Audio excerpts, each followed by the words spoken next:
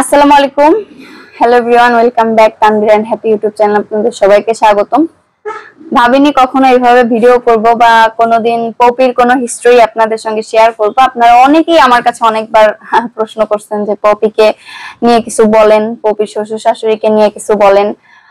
আসলে আমি কোনোদিনও চাই নাই যে আমার বোনের শ্বশুর বাড়ি নিয়ে বা ওর সাংসারিক জীবন নিয়ে আমি কখনো কথা বলি।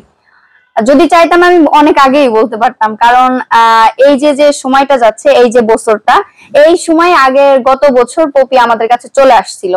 চলে আসার পরে হচ্ছে পপি তার হাজবেন্ডের সঙ্গে সংসার করবে না। কারণগুলা ছিল হচ্ছে কি, পপির হাজবেন্ড হচ্ছে কাজকর্ম ঠিকভাবে করে না, মানে ওর বিয়ের পরে ওর শ্বশুরই হচ্ছে ওকে মেইনলি চালায়, যেটা সত্য কথা। ওর হাজবেন্ড ওইভাবে কোনো কাজকর্ম করে না, ওই বাবার সঙ্গে একটু জমিতে যদি একটু হেল্প টেল্প করে, এছাড়া সে কিছু করে না, তার কোনো মানে কর্ম নাই। আর পপি অনেক মানে কষ্ট করছে ওই সংসারে, পপিকে অনেক নির্যাতনও করছে।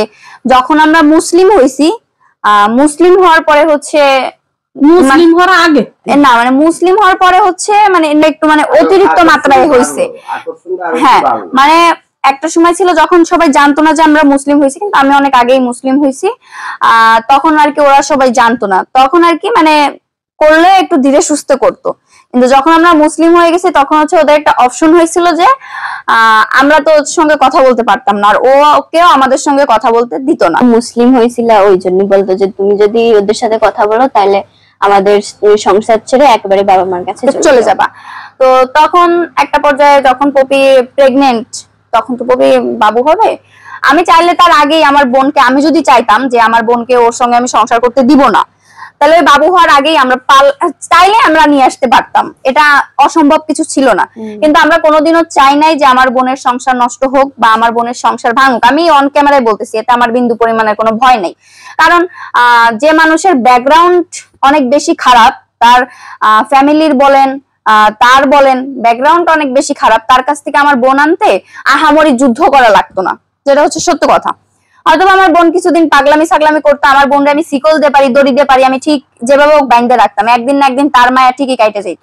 কিন্তু আমি কোনোদিন, আমি বা আমার ফ্যামিলি, আমার মা বাবা অনেকবার বলছে যে পপিরে নিয়ে আসি, পপির ওর সাথে থাকা লাগবে না, পপি অনেক কান্নাকাটি করে, আমার মা বাবার খারাপ লাগতো, কিন্তু আমি কখনো এটা প্রশ্রয় দিতাম না।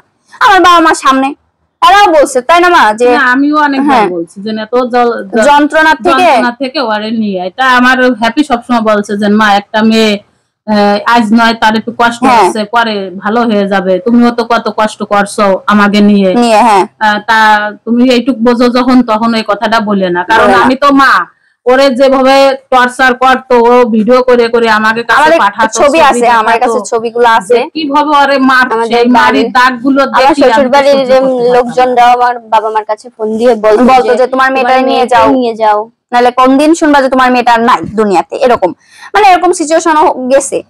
এটা যে আমরা মুসলিম হইছি সেই জন্য কিন্তু যে আছে তার আগে থেকেই, মানে তার আগে থেকেই পপিকে, তার আগে থেকেই। তো যাই হোক, ও এখন যদি আমার মা বাবাকে বলতে যাইতো যে আমার মেয়েটার সাথে ওরকম করো কেন, মিলেমিশে থাকো সবাই, তাহলে বলতো যে তোমাদের যদি এত দরদ থাকে তাহলে তোমাদের মেয়েরা একেবারে নিয়ে যাও।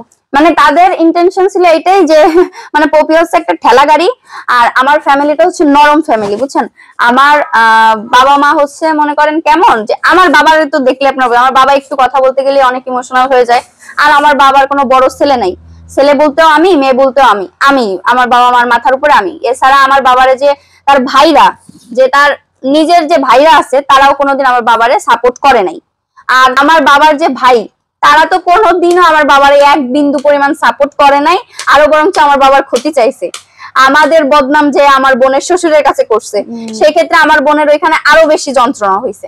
তো আমার বাবা ওরকম পপির অত্যাচার করে। তো এরকমই এই বছরের এই সময়টাই, এই যে দুর্গাপূজা আসতেছে, তো আমার বাবা মা তখন হিন্দু ছিল।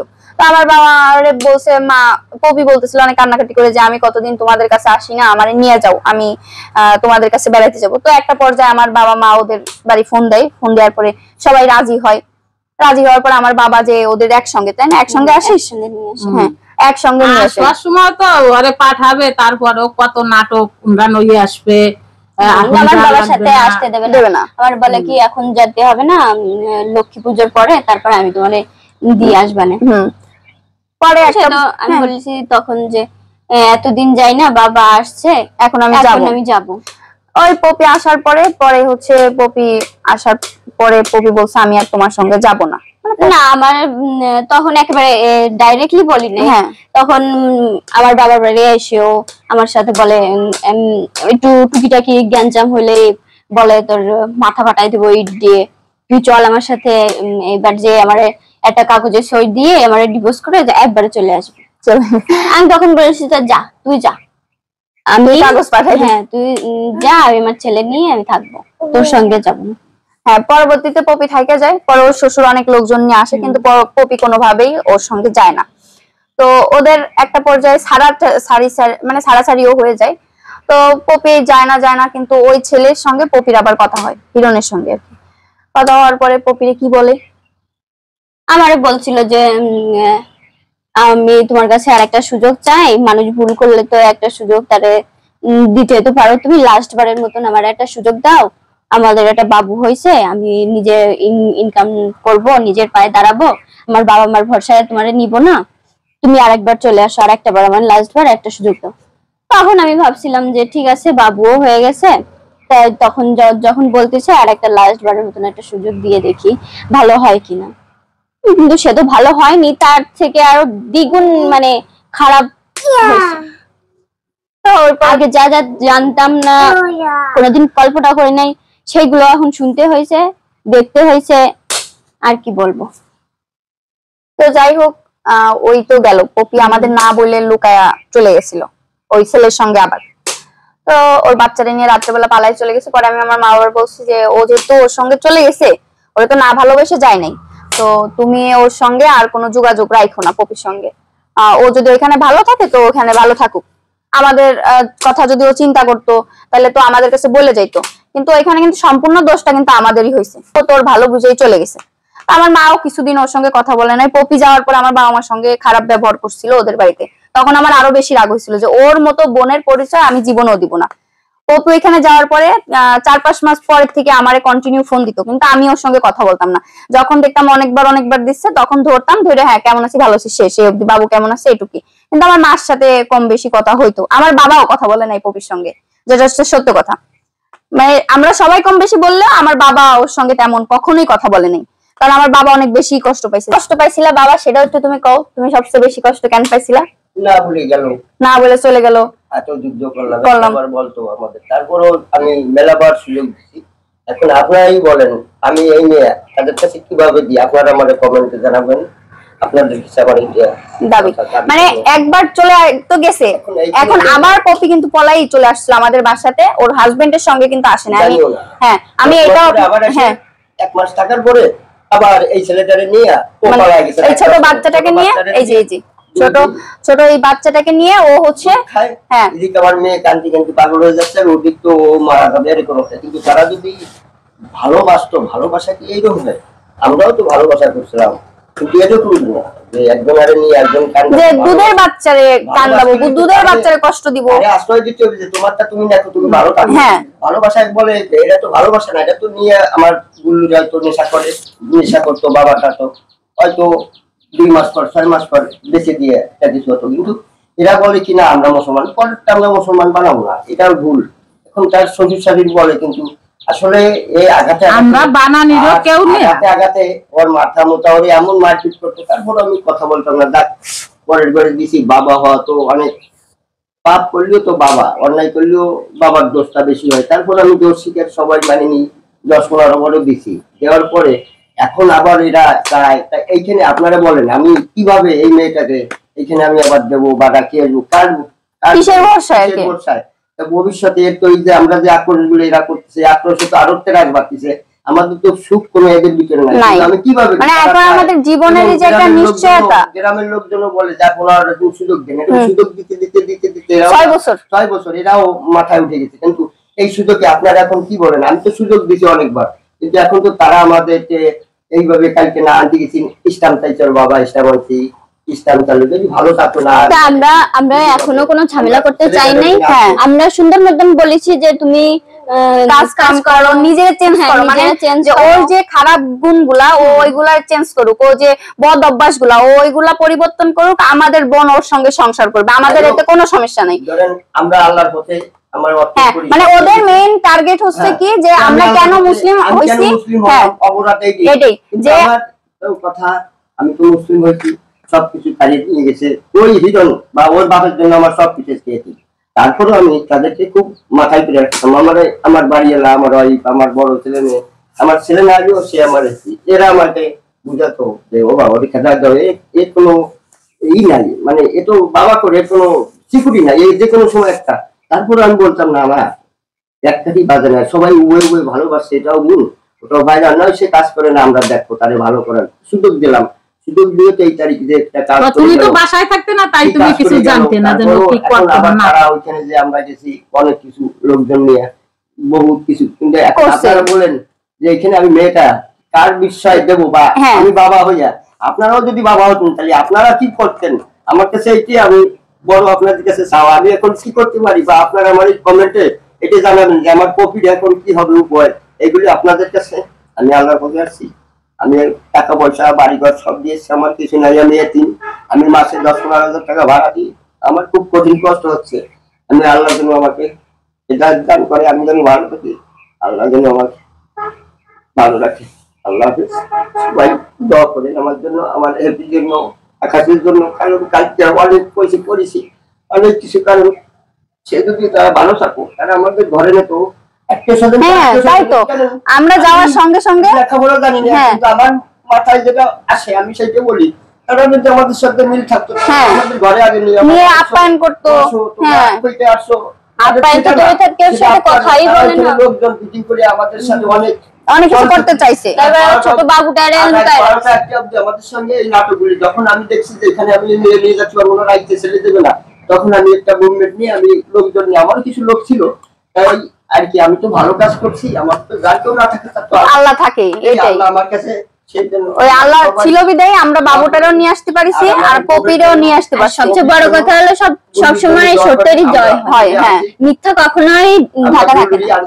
তার বাবার থেকে, কারণ তার বাবারা ভালো না, এই জন্য আমরা তারে পাইছি। কালকে আমাদের একটাই হচ্ছে কথা, হ্যাঁ আমাদের কথা হচ্ছে একটা যে পপি তার সঙ্গে থাকুক বা যাক, এটা আমাদের কোনো সমস্যা নেই, কিন্তু আমাদের এখন একটাই কথা যে আমরা আমার বোনরে তুমি প্রেম করছিল, আমার বোনরে তুমি ভাগাই নিয়ে গেছিলা, আমার ছোট বোন ছিল তখন, হ্যাঁ আমিও মনে করছি যে না ও যা করছে এখানে আমাদের কোনো মানে বলার কিছু নাই, কিন্তু এখন আমরা আমার ফ্যামিলি থেকেই বলতেছি যে ও এখন ওর যথেষ্ট বয়স হয়েছে এবং তোমারও অনেক বেশি বয়স হয়েছে, পপির যে হাজবেন্ড তোমারও অনেক বেশি বয়স হয়েছে, তো নিজের বুঝো আর নিজের বুঝে বোন আমাদের কাছ থেকে নিতে আইসো, আমরা তোমারে বাধা দিব না, কিন্তু নিজে তোমার ভালো হইতে হবে, তুমি যদি ভালো না হয়ে আমাদের কাছে আসো আমার বোন তোমাকে দিব না।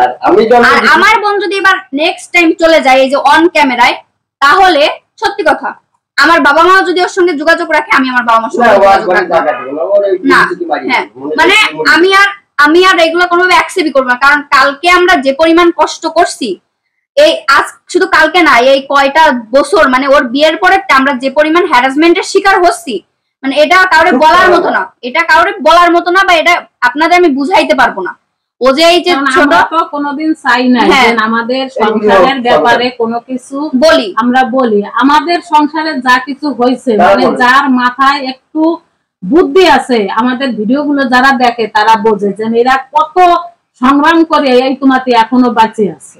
আর আমার বোনের ছেলেকে আমরা কালকে নিয়ে আসতে পারছি, ওদের কাছে আমাদের ইসলাম লিখে দিয়ে আসা লাগছে যে এত বছর বয়স অব্দি আমাদের কাছে থাকবে, আর পপি জানি ধর্ম চেঞ্জ না করে বাচ্চা থাকাকালীন। এখন এটা হচ্ছে পপির ব্যাপার, পপি কি করবে কিনা করবে, আর কোনো আইনে আছে কিনা আমি এটাও জানি না, যে মা যদি ধর্ম চেঞ্জ করে তার দুধের বাচ্চা মায়ের কাছে থাকতে পারবে কিনা, এটা আমার জানা নেই। আপনারা যদি কোনো আইনজীবী আমার ভিডিও দেখেন, আপনারা একটু আমার কমেন্টে জানায়েন যে এরকম কোন দেশে আইন আছে কি, আছে নাকি যে মা যদি ধর্ম পরিবর্তন করে তো ছেলে তার কাছে থাকতে পারবে না। আমি বলতেছি না আমার বোন ধর্ম পরিবর্তন করুক বা যা মন চায় তাই, ও এখনো হিন্দু আছে, আর ওর ইচ্ছা, ও যতদিন ও যদি এইভাবেই মরতে চায় ও এইভাবেই মরতে পারে, ও আমাদের কাছে থাকবে, ও আমাদের কাছে থাকবে, ও যদি সারা জীবন আমাদের কাছে থাকতে চায়, আমার ফ্যামিলির আমার হাজবেন্ডের কারো কোনো সমস্যা নেই। ওরে ওর বাচ্চারে আমরা নির্দ্বিধায় খাওয়াইতে পারবো ইনশাআল্লাহ। ওইটুক আল্লাহ পাক আমাদের তৌফিক দিছে এবং আমরা পারবো। আমরা যদি নুনও খাই ফেনও খাই আমরা এক জায়গায় বসে সবাই মিলে পরিবারে খাইতে পারি। আমরা কোটিপতির ঘরে জন্ম নেই নাই যে আমরা নুন ভাত খাইতে পারবো না। জীবনে অনেক কষ্ট করছি, আমার এই ছোট বয়সে আমি খুব প্রচুর কষ্ট করছি। আর এটা আমার বাচ্চার বাবুরেও তো চলে যাইতে বলি নাই, আমরা কখনো কেউ চলে যাইতে বলি নাই। আমি বলছি যে তুমি ওইখানে, আমরা যেখানে থাকতাম ওইখানেও তোমার কাজ নাই, কোনো কাজ নাই, তুমি করতে পারো না, তাহলে তুমি এইখানে বাবার সাথে করে এইখানে তুমি কাজ বাজ করো, থাকো, কোনো সমস্যা নেই। আমার বোন, আমার ভগ্নিপতি, এমনকি আমার তালইও নিয়ে গেছে কাজের সন্ধানে। ও আমার স্বামীকে নিয়ে গেছিল কাজে দেখতে। কিন্তু ও হচ্ছে মানে ওরে বলছে কি আমার বাবুটারে নিয়ে, ও আমারে বলে কি যে তুমি যদি এইখানে থাকো তাহলে আমি কাজে যাইবো। এটা কোনো কথা? মানে মেইন কথা হচ্ছে কি আমার বোনের ছেলেটাকে নিয়ে ও যে পলায়ে গেছে, একা একা কিভাবে গেছে শুনেন। আমার বোন আমার বাসায় ছিল, কলপারে বসে থালাবাটি মাছতেছিল, আমি ওইখানে ছিলাম। ওরা দুজনে কথা বলতেছে স্বামী স্ত্রী, যে পপিরে বলছে তুমি যাবা না। পপি বলছে কি যে তুমি কাজ কাম করো যায়া, ওর হাজবেন্ডে বলছে। তো ওর হাজবেন্ডে বলে দেখছো, আমার বলছে দেখছো হ্যাপি দি পপি কেমন কথা কয়, তাহলে আমার সকালবেলা কে রান্না বান্না করে দেবে, আমার মানে এই কথা বলছে। আমি বলছি ওর মাথা পাগল, ও যেমন সেটাই বলুক, সমস্যা নেই। আবার ও কি করতেছে, আমাদের এই বাড়ির কথা ওই বাড়ি নিয়ে লাগাচ্ছে আমার হাজবেন্ডের কাছে, যে আবার আমার হাজবেন্ডের কাছে শুনে আমার বাবারে বলতেছে। এগুলো তো কন্টিনিউ করতেছে, আমাদের ফ্যামিলিতে তো ঝামেলা লাগাই দিছে। তো যাই হোক, তারপরে কি হয়েছে, ও ওইখান থেকে ওই পপি ওই কথা বলছে শুনে আইসে বাচ্চাটারে নিয়ে ও খেলতেছে। একটা বাবা যদি, বাবার কাছে তো বাচ্চা যাবেই, তাই না? আমাদের মনে তো আর কোনো শয়তানি নেই। ও কি করছে, ওই বাচ্চারে ওইভাবে ল্যাংটা প্যাংটা অবস্থায়, মানে বাবুর গায়ে কোনো জামা কাপড় নেই, ওই অবস্থায় বাচ্চারে নিয়ে ও চলে গেছে। পরে আমি ফোন দিছি যে হিরণদা হ্যাঁ মানে চুরি করে নিয়ে চলছে, আমি কিছু না বলে তাই নিয়ে গেছে। আমি বলতেছি তুমি কই? বলছে আমি তো বাবুর খাবারটা কিনতে আইছি। আমি বলতেছি কি যে তাহলে তুমি বাবুরি না খাবারটা কিনতে গেছো, ওর তো গায়ে জামা কাপড় নেই। কয় কি কাউরে কিছু বললেও যাও না, কিছু বললেও যাও না। বলতেছে আসতে, এই তো আমি আসতেছি, এবার বলতেছে তোমাদের বাসার সামনে। হ্যাঁ, আমি আবার ফোন দিছি, বলছে এই তো তোমাদের বাসায় ঢুকতেছি। কত বড় মিথ্যাবাদী। পরে যেই হচ্ছে ও মনে করেন এই যে ওরা তো খুলনায় থাকে, তো ওই রাত্রেবেলা ওই বাচ্চারা নিয়ে ও খুলনায় চলে গেছে, যে পপিরে ফোন দিয়ে ও বাচ্চারে কান্দাইতেছে আর ওরে কল দিছে। এই সমস্ত সবকিছু আমার কাছে কল ডিটেইলস আছে। মানে 2টা দিন, কালকে তো দূরে থাক, ভাত পর্যন্ত খাইতে পারে নাই। যদি যে সে বাচ্চারে ভালোবাসে, আমার কথা হচ্ছে হ্যাঁ সে তার বউ ছেলে মেয়েকে অনেক ভালোবাসে, কিন্তু সে এই দুধের বাচ্চারে কষ্ট দিয়ে কি ভালোবাসার প্রমাণ করে? একটা কথা থাকে যে বাচ্চা হচ্ছে মায়ের দুধ খায়, সে বাচ্চা হচ্ছে তোদের সাথে যা মন চায় তাই হোক, কথা থাকবে একটাই, আমার আর তোর যা হয়েছে তুই আমার সলটার আগে বাঁচা। যদি সে প্রকৃত পক্ষে বাবা হয়ে থাকে আর ছেলেরা যদি সে সত্যিকারের ভালোবেসে থাকে, এটা হবে না। সে সেই বাচ্চাটারে যতক্ষণ আমাদের কাছ থেকে স্ট্যাম্প না লেখছে ওর বাবা ওর মা, ততক্ষণ এই বাচ্চারে হাজির করে নাই। আমাদের কাছ থেকে স্ট্যাম্প লেখা শেষ মানে এখন হয়তো ওদের অন্য কোনো পরিকল্পনা যে আমাদের কাছ থেকে কোনোভাবে বাচ্চা চুরি করে নিয়ে যে আমাদের নামে মামলা করবে। ভাই আল্লাহ উপরে আছে, বুঝছেন? আপনাদের যা কিছু করার আপনারা কইরেন, আর আপনাদেরও তো আল্লাহ কোন পর্যায়ে এখন নিছে আমাদের থেকে আপনারা ভালো জানেন। তো আল্লাহ আপনাদের ভালো রাখুক, আল্লাহ আপনাদের হিদায়তে রাখুক, আর আল্লাহ আপনাদের বেশি বেশি হিদায়ত দিক। আমি সবসময় এই দোয়া করি যে আল্লাহ আপনাদের বেশি বেশি হিদায়ত দিক। আমি কোনোদিন আপনার বা আপনার ফ্যামিলির মানে ক্ষতি চাই নাই, আরে সত্য কথা। আমি হ্যাপি যদি আপনার ফ্যামিলি বা আপনার যদি ক্ষতি চাইতাম, আপনার প্রত্যেকটা পদক্ষেপে আপনার আমি ক্ষতি করতে পারতাম। আপনি আমার নাম করেও মানুষের কাছ থেকে টাকা পয়সা আইনে খাইছেন, আমার বাবার নাম করে আইনে খাইছেন, আপনারা কিন্তু কিছু বলি নাই। আপনারা ঠিক আবার আপনি আইছেন, আপনারা জায়গা দিছি, আমি নিজে হাতে রান্না করে খাওয়াইছি, ভুলে যায়েন না। এটা কোনো মানুষের, এটা মানুষের পরিচয় না। আপনি যে বলছেন যে আমার মা বলছে নাকি আপনারা ঘরের থেকে বেরোয় যাইতে, আপনারা বলেন আমার বোনদের সহ আপনারা বলছে তোরা আমার বাসায় ওই অশান্তি বাঁধাইস না, আমার বড় মেয়েটারে শান্তিতে থাকতে দে, আমাকে সাথে গ্যাঞ্জাম করিস না, তোরা দুইজনে আমার বাসাতে বেরিয়ে যা, এই কথা বলছে। আপনারা বলে নাই, আপনারা বলতে বহুত বলছে, আমরা সবাই বলছি। 15টা মাস যে আপনি আমাদের বাসায় এসে রয়েছেন, আপনারা আমার পুরো পরিবার বুঝাইছে। আপনি যদি ওই ছেলেই হইতেন, আপনি ঠিকই কাজকর্ম করে আপনি কিছু করে দেখাই দিতেন। তো এখন আপনি কিছু করেন, তারপরে আপনার ফ্যামিলির কাছে আইসেন। আপনার ফ্যামিলিরে আমরা কেউ আটকাবো না, আপনি নিজে আগে ভালো হন। আপনার আমরা আগে দেখবো যে আপনি ভালো হইছেন, তারপরে হচ্ছে আপনার সঙ্গে আবার সম্পর্ক ইনশাআল্লাহ করব। নিজের ফ্যামিলিরও ভালো করেন। হ্যাঁ, তো আপনারা আশা করি অনেকে ক্লিয়ার হইছেন, আর আলহামদুলিল্লাহ আমরা বাবুটাকেও পাইছি। আপনারা অনেকেই টেনশন করছেন, হ্যাঁ অনেকেই টেনশন করছেন যে বাবুটাকে নিয়ে অনেক বেশি করছেন, তো বাবুটাকে পাইছি আলহামদুলিল্লাহ। আপনারা আর কেউ টেনশন করিয়েন না, আমাদের জন্য দোয়া করেন, পপির জন্য দোয়া করেন। তো আজকের ভিডিও অবধি, আল্লাহ হাফেজ।